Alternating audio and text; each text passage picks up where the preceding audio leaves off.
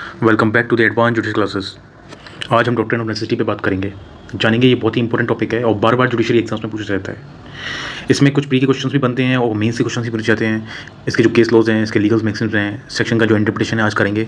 इस वीडियो में जानेंगे कि ये डॉक्ट्रिन ऑफ नेसेसिटी किस सिचुएशन के बारे में बात करता है। आइए शुरू करते हैं। डॉक्ट्रिन ऑफ नेसेसिटी जो था वो earlier section 81 of the IPC में था, सेक्शन 81 ऑफ द आईपीसी। अभी वो प्रेजेंट में सेक्शन 19 ऑफ द बीएनएस में कर दिया है।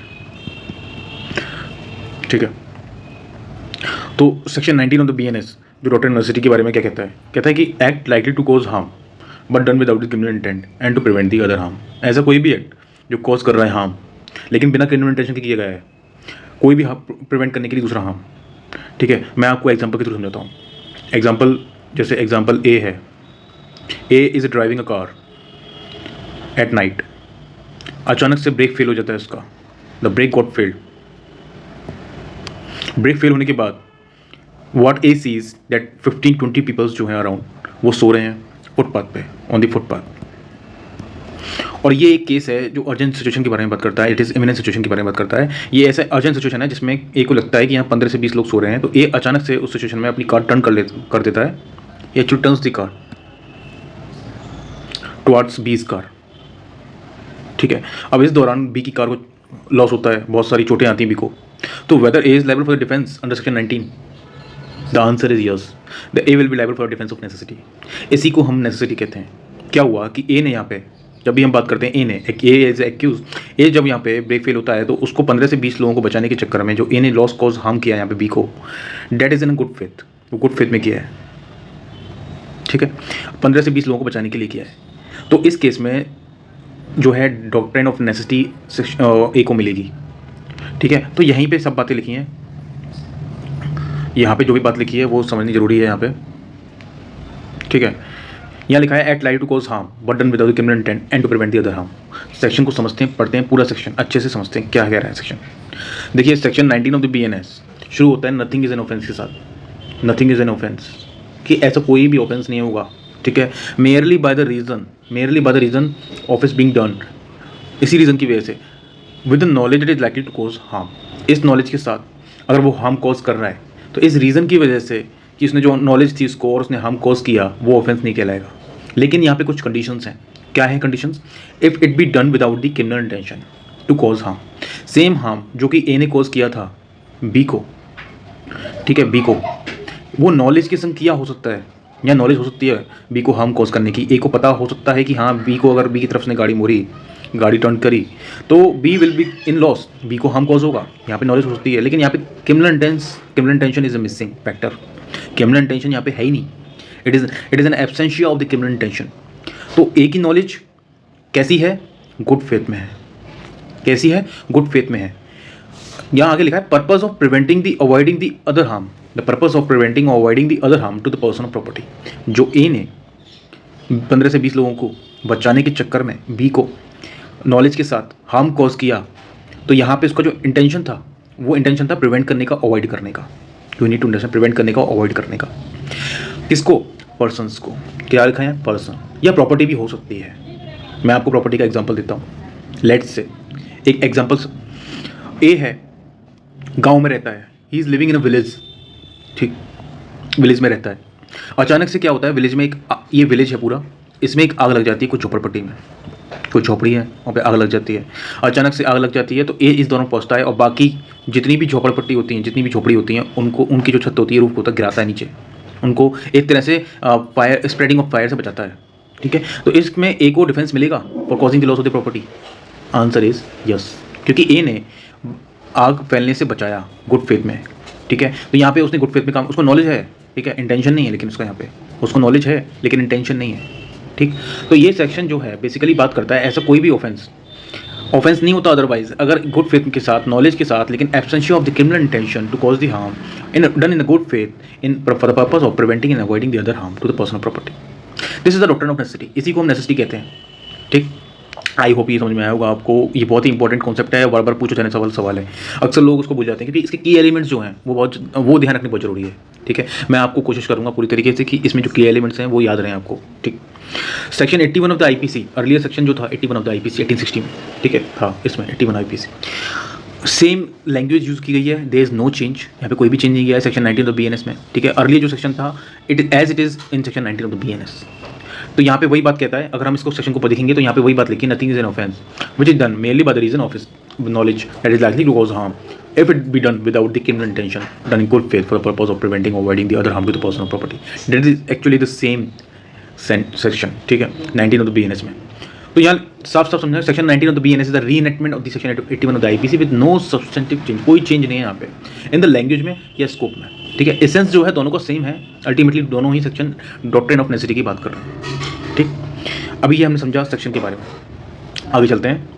ये है बेरेट में, मैंने ये पिक्चर डाल दी है, इसको थोड़ा सा क्लियर करने के लिए एक बार और दोबारा, ताकि आपको याद रहें कुछ की एलिमेंट्स, तो मैंने अपने ही नोट्स को डाल दिया यहाँ पे उसको समझाने के लिए ताकि ईजी रहे, ठीक है। एक बार दोबारा समझ लेते हैं हम कि nothing is an offence merely by the reason of is being done, nothing is offence which done by the reason of is being done, ठीक, with the knowledge it is likely to cause harm, ठीक है। तो पहला element क्या है इसमें, with the knowledge that is likely to cause harm, वहाँ पे नॉलेज है कॉज करने की harm, if it be done without the criminal intention. दूसरी एलिमेंट क्या है, done without the criminal intention, absence of the criminal intention, ठीक है, टू कॉज द हार्म।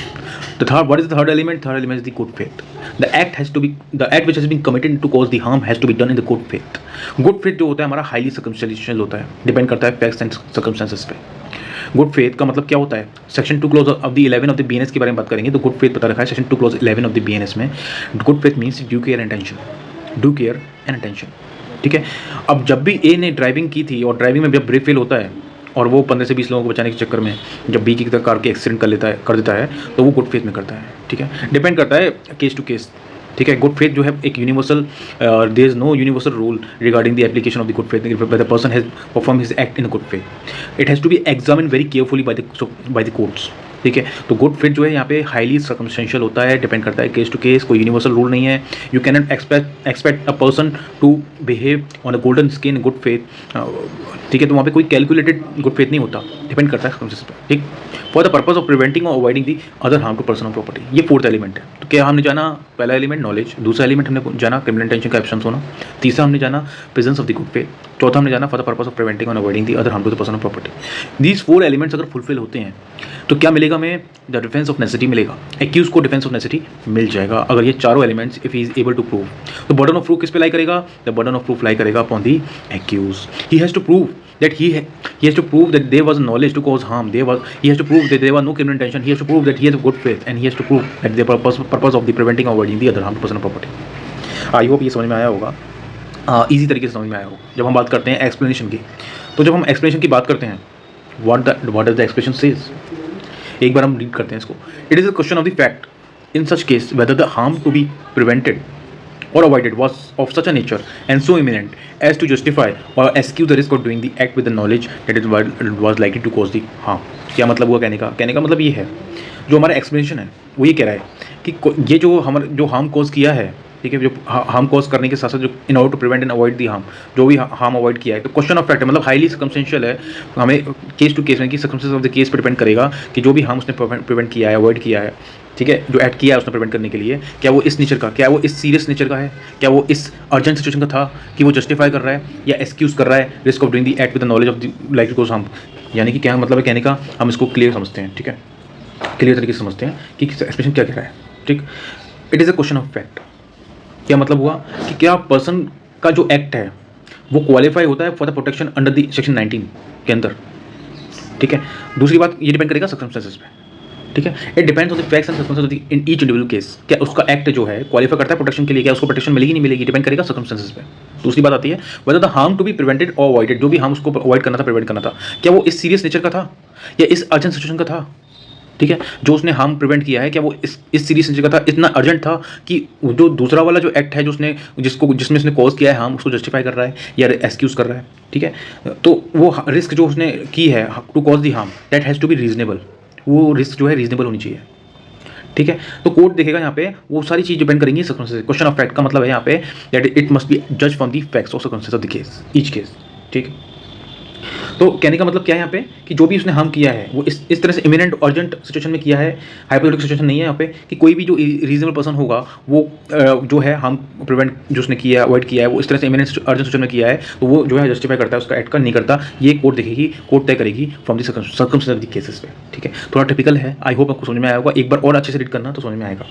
तो यहाँ पे court will assess if the risk taken by the person was reasonable proportionate, कि जो भी उसने रिस्क ली है कॉज करने की दूसरे को हार्म को, जैसे मैंने ए को बताया था आपको एग्जांपल, बी को उसने हार्म कॉज किया, क्या उसने जो ये रिस्क ली है टू कॉज दी हार्म, क्या ये इतनी अर्जेंट थी, इमिनेंट थी, ठीक है, प्रिवेंट करने के लिए जो उसने हार्म कॉज किया कि वो इतना अर्जेंट था, इतना सीरियस था कि उसने जो ये रिस्क ले ली और उसको जस्टिफाई कर रहा है, नहीं कर रहा है इस एक्ट को। ठीक है, तो ये मतलब है कहने का। ठीक, आई होप समझ में आया होगा। और ये साथ साथ ये जो एक्सप्लेनेशन है इसको सपोर्ट करता है, और बहुत इंपॉर्टेंट केस लॉज भी हम समझेंगे, जैसे क्यून वर्सेस डुडले है, Stephen and wooden playing example भी था इसमें, और यूएस वर्सेस होम सिटी 92 केस। तो ये कुछ केसेस थे। ठीक है, आगे बढ़ते हैं। एसेंशियल्स समझते हैं, हमने की एलिमेंट्स को समझा, हमने समझा कि अब एक बार और रिवाइज कर लेते हैं, अच्छे समझ लेते हैं कि एसेंशियल्स किस बारे में, एसेंशियल्स मतलब क्या क्या एसेंशियल्स है सेक्शन के अंदर। तो to invoke the defence of necessity की जब बात करते हैं हम, तो section 19 of the BNS 81 of the IPC condition अगर सेटिस्फाई होती है पूरी तरीके से तभी वो एप्लीकेबल होगा, तभी डिफेंस मिलेगा। तो पहली कंडीशन क्या है, knowledge to directly cause to harm. ठीक है, the act must be done with the awareness it might cause the harm. मैंने आपको एग्जांपल दिया, जैसे ए ने 15 से 20 लोगों को बचाने के लिए बी की गाड़ी की तरफ मोड़ दिया था, तो यहाँ पे ए की नॉलेज थी, ए को क्या थी, नॉलेज थी दैट उसका जो एक्ट है बी को हार्म कॉज करेगा। ठीक है, तो यहाँ पे नॉलेज होनी चाहिए on the part of the A that is accused. दूसरा, absence of the criminal intent, यहाँ पे इंटेंशन नहीं थी, ए ने बी को हार्म कॉज किया, लेकिन यहाँ पे क्या है, इंटेंशन नहीं है। Absence of the criminal intention is very important, is an sine qua non. ठीक है, दूसरी बात करते हैं गुड फेथ के बारे में, वो भी हाईली सर्कमस्टेंशियल होता है कि गुड फेथ में उसने किया नहीं किया, डिपेंड करता है सर्कमस्टेंसेस पे, लेकिन बहुत जरूरी है इसको जनरली बिलीव करना कि क्या वो एक्ट नेसेसरी था, जरूरी था उस अर्जेंट सिचुएशन में। कोई भी इमिनेंट सिचुएशन आती है या अर्जेंट सिचुएशन आती है, तो what you would expect from the reasonable person to act in the good faith, तो वही उसने किया। ठीक, the purpose of preventing the greater harm, the harm caused, that is very important element. Purpose क्या होना चाहिए, the purpose is always has to be prevent the greater harm in order to cause the smaller harm. Means उसने जो harm cause किया है वो smaller होना चाहिए than the harm to prevent. ठीक है, जो भी हार्म उसने प्रिवेंट करने के लिए कॉज किया है वो स्मॉलर होना चाहिए, जो हार्म प्रिवेंट कर रहा है वो ग्रेटर होना चाहिए। ठीक है, तो harm which is causing the risk of harm is causing must always be smaller than the harm which is preventing. ठीक है, दैट इज वेरी इंपॉर्टेंट। अब डॉक्ट्रिन ऑफ नेसेसिटी का एक इंटरेस्टिंग एग्जांपल मैं आपको अगर समझाऊं तो एक पिक्चर के थ्रू समझाना पसंद करूंगा। जैसे फॉर एग्जांपल एक सुपरमैन है और एक गाड़ी आ रही है बहुत जोर की बच्चों की तरफ। सुपरमैन को देखता है कि यहाँ पे गाड़ी आ रही है और बच्चों को ठुक देगी, तो सुपरमैन बचाने के लिए इस गाड़ी में नुकसान करता है या गाड़ी को एक तरह से उड़ा देता है। ठीक है, तो गाड़ी में जो लॉस होता है, ठीक है, इसके बाद बच्चे बच जाते हैं। तो जो सुपरमैन करता है वो गुड फेथ में करता है। तो वेदर सुपरमैन को कोई जो है लाइबल होगा, नहीं लाइबल होगा for causing the harm, because उसने जो किया है वो गुड फेथ में किया है, विदाउट क्रिमिनल इंटेंशन किया है, in order to save the life of all these children. ठीक, तो he will actually get an defence of necessity in section 81 of the IPC में, या फिर बात करें 19 ऑफ द बीएनएस में। ठीक है, ये एक इंटरेस्टिंग एग्जाम्पल है। आई होप इस पिक्चर के थ्रू आपको समझ में आया होगा, क्लैरिटी मिली होगी सेक्शन के बारे में। तो saving 15 people and hitting another car, that is a great, interesting, a perfect example of section 81 of the IPC and read with section 19 of the BNS. ठीक, आपको समझ में आया होगा क्लियर? आई होप ये क्लियर हुआ होगा। लीगल प्रिंसिपल्स के बारे में, लीगल मैक्सिम्स के बारे में बात करते हैं तो necessity is non habit legal का मतलब होता है नेसेसिटी इज नो लॉ। ठीक है, बेसिकली जब अर्जेंट सिचुएशन आती है, इमिनेंट सिचुएशन आती है, तो one law can not expect a person to follow the law. Basically अगर कोई अर्जेंट सिचुएशन आ जाए सामने इंसान के, तो basically you can not expect कि वो लॉ फॉलो करेगा या जो कानून है जो भी है उसके प्रोविजंस को फॉलो करेगा। ठीक है, उसको एक्ट करना होता है गुड फेथ में to prevent the greater harm. That is very important legal maxim, और कई बार ये मैक्सिम जो है डाल दिया जाता है मेंस के क्वेश्चंस में या फिर प्री के क्वेश्चंस में भी पूछा जा सकता है। ठीक है, ये पता होना चाहिए। इसके अलावा एक चीज़ और, ये जो डॉक्ट्रिन नेसेसिटी का है ये एब्सोल्यूट नहीं है। इसका मतलब क्या हुआ, इसमें कुछ रेस्ट्रिक्शन लगे हैं।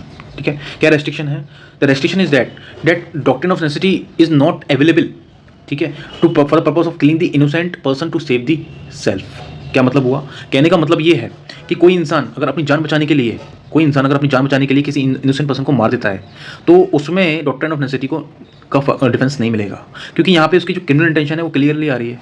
इसका यहाँ पे मतलब यहाँ क्रिमिनल इंटेंशन उसका है clearly to cause the death of the person. तो किसी इनोसेंट पर्सन की जान लेने के लिए आपको डॉक्ट्रिन ऑफ नेसेसिटी नहीं मिलेगा। ये clear well establish principle of law है। ठीक है, सो यहाँ लिखा है how this doctrine not absolute and does not permit the killing of an innocent person to save the self. जैसे कि एक Queen versus Dudley and Stephens में हम समझेंगे इस केस को, जैसे कि हेल्ड हुआ था। ठीक है, लैंडमार्क केस है Queen versus Dudley and Stephens 1884 का। क्या बात हुई थी यहाँ पे देखो, Dudley, Stephens, Brooks and cabin boy, ये कुछ लोग थे जो कि एक सी में फंस गए थे। जहाँ पे खाना नहीं था, पानी नहीं था। कुछ 20 दिन तक वो रहे वहाँ पे, लेकिन ड्यूडल एंड स्टेफन ने डिसाइड किया दोनों ने मिलके कि हम क्यों ना पार्कर को मार दें और इसकी बॉडी को खा जाए, उसका फ्लैश खा जाए। और ऐसा ही उन्होंने मिलकर डिसाइड किया और पार्कर को मार दिया। पार्कर जो बेसिकली केबिन बॉय था 14-15 साल का, वो मर जाता है, उसको मार के वो ये लोग खा जाते हैं। ठीक है, अब यहाँ पे क्या अपनी जान बचाने के लिए उन्होंने जो खाया था, क्या डिफेंस मिलेगा नेसेसिटी का? 4 दिन के बाद उनको मर्डर से लायबल हेल्ड किया गया। तो जजमेंट आता है, बेसिकली जजमेंट क्या था, इंग्लिश कोर्ट ने रिजेक्ट कर दिया डिफेंस ऑफ नेसेसिटी। क्यों? क्योंकि यहाँ पे taking the life of an innocent person to save the one's own life is a murder है, नॉट एन एक्सक्यूजेबल नेसेसिटी। तो मैंने बताया ये रेस्ट्रिक्शन है नेसेसिटी की, यानी कि डॉक्ट्रिन ऑफ डिफेंस जो है नेसेसिटी का एब्सोल्यूट नहीं मिलेगा। ठीक है, तो save in cases of killing the innocent person to save the own life, ठीक है, is actually clearly a murder, it is not defence under doctrine of necessity. I hope समझ में आया होगा एग्जाम्पल के थ्रू। ठीक है, अब जब हम बात करते हैं दूसरे केस के बारे में, ये सेम या United state of the homes of 1842 का केस है। इसमें ये सिमिलरली क्या हुआ था कि जो होम्स था उसने पैसेंजर को अपने आप को बचाने के लिए पैसेंजर को नीचे डाल दिया, मतलब डुबा दिया, फेंक दिया शिप से। ठीक है, तो कोर्ट ने रिजेक्ट कर दिया डिफेंस ऑफ नेसेसिटी कि अपनी जान बचाने के लिए आप दूसरों की जान नहीं ले सकते। ठीक है, यहाँ पे क्रिमिनल इंटेंशन था, क्रिमिनल इंटेंशन हुआ ना यहाँ पे ऑब्वियसली, जब आप दूसरों की जान ले रहे हो तो यहाँ पे डिफेंस नहीं मिला उसको। ठीक है, कुछ एग्जांपल है, प्रैक्टिकल एग्जांपल समझेंगे हम। जैसे बात करते हैं कुछ application of section 19 of BNS 81 of IPC के बारे में। फायर जब लग जाती है बिल्डिंग में, तो आग जब बिल्डिंग में, एक बिल्डिंग है उसमें अगर आग लग गई, ठीक है, a person breaks a wall of someone else house, अगर वो दूसरी की दीवार तोड़ के दूसरे का हाउस है, अगर दूसरी दीवार तोड़ के अगर वो बाहर निकल आता है या अपनी जान बचा लेता है, ठीक है, फ्रॉम द फायर से, तो यहाँ पे क्या होगा? अगेन इसको प्रॉपर्टी डैमेज हुई है, लेकिन क्राइम होता है, लेकिन he would be protected under section 19, क्योंकि अपनी ये एक एक्सट्रीम केस है जहाँ पे अपनी जान बचाने के लिए डिफेंस मिल सकता है नेसेसिटी का। ठीक है, तो कुछ केसेस हैं, और एक्ट भी जो है गुड फेथ में किया गया था, वहाँ पे कोई क्रिमिनल इंटेंशन नहीं थी। ठीक है, particularly to cause the harm to the property.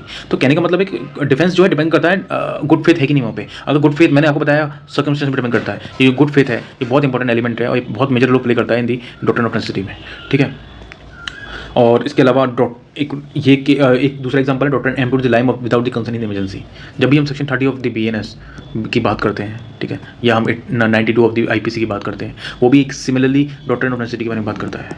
ठीक है, लेकिन एक स्पेसिफिक केस में बात करता है जहाँ पे भी बेसिकली इमिनेंट सिचुएशन होती है। यानी कि फॉर एग्जांपल मैं आपको बताता हूँ, मान लो एग्जांपल लेता हूँ, एक बच्चा है, चाइल्ड, ठीक है, चाइल्ड का बहुत एक मेजर एक्सीडेंट हो जाता है, मेजर एक्सीडेंट हो गया उसका। ठीक है, अब वहाँ पे क्या होता है, चाइल्ड को हॉस्पिटल लाया जाता है, वहाँ डॉक्टर होता है। अब डॉक्टर जो है अगर इलाज नहीं करेगा तो चाइल्ड मर जाएगा, लेकिन डॉक्टर उसका ऑपरेशन सर्जरी करता है। ठीक है, लेकिन कंसेंट जो होती है वहाँ पे कंसेंट नहीं मिल सकती, ना बच्चा दे सकता है कंसेंट ड्यू टू, क्योंकि वो तो दे नहीं सकता, माइनर है। ठीक है, या फिर उसके जो माँ बाप हैं वो उस टाइम पे अगर कंसेंट लेने गया डॉक्टर तो वो बच्चा मर जाएगा, उस टाइम पे नहीं सकता। तो कहने का मतलब क्या है, वो जो है गुड फेथ में विदाउट टेकिंग द कंसेंट, उस इमरजेंसी सिचुएशन में बात कर रहे हैं हम। ठीक है, तो उसमें क्या होगा, डॉक्टर सर्जरी करेगा। ठीक है, सर्जरी करेगा, और सर्जरी करने के बाद भी अगर चाइल्ड को कुछ हो जाता है तब भी डॉक्टर नेसेसिटी मिल जाएगा। यहाँ पे वही लिखा है, डॉक्टर एम्पिट्यूट्स अ गैंग्रीस लेस। गैंग्रीस का मतलब इन्फेक्शियस लेस, जब इन्फेक्शन फैल गया उसमें पैर में, इन अनकॉन्शियस एक्सीडेंट विक्टिम में, बिना कंसेंट के, to save the person's life, उसने क्या है, लाइफ को बचाने के लिए, for the benefit of that person. ठीक है, अगर वो पर्सन सफर करता है तो एक्ट, उसका जो डॉक्टर का एक्ट था वो उसको डॉक्ट्रिन ऑफ नेसेसिटी में डिफेंस मिल जाएगा। मैंने वही एग्जांपल बताया आपको। तो ये इमरजेंसी वाली सिचुएशन जो होती है ना, सेक्शन 30 ऑफ द BNS जो बात करता है, ठीक है, 92 ऑफ द IPC बोलते हैं इसे, और इसी तरह section 19 of the BNS that is 81 of the IPC। ठीक है, ये जो केसेस हैं डॉक्ट्रिन ऑफ नेसेसिटी, ये बहुत इंपॉर्टेंट है। ठीक है, इसके बारे में क्लियर पता होना चाहिए आपको, की एलिमेंट्स बहुत इंपॉर्टेंट है इसके। अब बात करते हैं breaking traffic rules to save the life. कई बार क्या होता है, एम्बुलेंस आती है, रेड लाइट्स को रूल ब्रेक करती है, एंटर करती है एक वे से, एक वन वे पे चलती है, इमरजेंसी के टाइम पे चलती है। तो यहाँ पे क्या है, टेक्निकली अगर देखा जाए तो ये ऑफेंस होगा, लेकिन ये जस्टिफाई है अंडर डॉक्ट्रिन ऑफ नेसेसिटी में, और एक प्रिवेंट करने के लिए greater harm is the death of the patient. अगर पेशेंट को डेथ ना हो जाए, इसलिए इसको प्रिवेंट करने के लिए वो क्या करती है, नेसेसिटी में, गुड फेथ में, इमरजेंसी सिचुएशन में रूल को ब्रेक करती है। तो मैंने आपको बताया वही लीगल मैक्सिम कि doctrine necessity knows no law, कि basically law can not express a person, ठीक है, to follow the law in case of emergency. ठीक है, दैट इज़ वेरी इंपॉर्टेंट। तो ये सारे इंपॉर्टेंट चीज़ थी। ठीक है, कुछ लिमिटेशन ऑफ डिफेंस के बारे में, can not be use for premeditated murder. पहले से अगर कोई प्लान किया गया मर्डर के लिए, उसमें डिफेंस को यूज़ नहीं किया जाएगा इसको। ठीक है, कुछ लिमिटेशन है, बर्डन ऑफ प्रूफ किस पे लाई करेगा, एक्यूज पे टू एस्टैब्लिश नेसेसिटी। तो मैंने आपको बताया कि बर्डन ऑफ प्रूफ लाई करता है उसी इंसान पे जो जिसने वो एक्ट किया है टू कॉज दी हार्म। ठीक है, तो उसको जो की एलिमेंट्स है डॉक्ट्रिन ऑफ नेसेसिटी के कंडीशन, उसको फुलफिल करना पड़ेगा, बर्डन ऑफ प्रूफ उसी इंसान पे लाई करेगा। ठीक है, proportionality is the key, that is very important. ठीक है, हार्म जो कॉज किया है must be less than the harm to be avoided. ठीक है, तो हमेशा जो हार्म कॉज किया है वो हमेशा कम होना चाहिए। तो प्रोपोर्शनलिटी होना चाहिए। मैंने आपको बताया लास्ट वाले सेक्शन में, लास्ट लेटर पार्ट जो था। ठीक है, तो लेटर पार्ट क्या है, prevent to cause the harm, mean जो हार्म प्रिवेंट करने के लिए है वो हमेशा क्या होना चाहिए, वो हमेशा ग्रेटर होना चाहिए। प्रिवेंट करने का जो हार्म है वो ग्रेटर होना चाहिए in order to cause the harm, और जो कॉज किया है हार्म वो कैसा होना चाहिए, लेस होना चाहिए। ठीक है, एंड यही सारी इंपॉर्टेंट चीज़ थी। और इसमें कंक्लूजन क्या है, कंक्लूजन पे जब हम बात करते हैं तो बात करें defence of necessity under section 19 of the BNS, 81 the IPC allow normally a justifiable action. ठीक है, जो कि अदरवाइज क्रिमिनल होते हैं। ठीक है, लेकिन प्रोवाइडेड उनमें जो है बिना इंटेंशन, मतलब एब्सेंस ऑफ प्रिवेंटेशन होना चाहिए, गुड फेस होना चाहिए, and to prevent the greater harm होना चाहिए। अगर ये सारी कंडीशन फुलफिल होती हैं तो सेक्शन 19 ऑफ द बीएनएस के अंदर उस इंसान को क्या मिलेगा, डिफेंस मिलेगा। किसका मिलेगा, नेसेसिटी का मिलेगा। ठीक है, इसके नेसेसिटी से रिलेटेड और भी इंपॉर्टेंट चीज़ें हैं, that what is the difference between the accident and the necessity, what is the difference between the defence and the necessity, private defence and necessity, private defence में क्या होगा, नेसेसिटी में क्या होगा, तो this is thin line difference. ठीक है, उसके बारे में बात करेंगे अगली वीडियो में, नेक्स्ट वीडियो में। तो आई होप ये आपको क्लियर समझ में आया होगा। इसकी ये टॉपिक बहुत इंपॉर्टेंट है, इसके जो की एलिमेंट्स हैं सेक्शन के बी के वो बहुत ध्यान रखना जरूरी है, बार बार रिवाइज करने पर याद होता है। आई होप आपको ये समझ में आया होगा। और please subscribe to my channel and like the video, and if you need any other video, any other topic, please comment in the comment box. Thank you so much.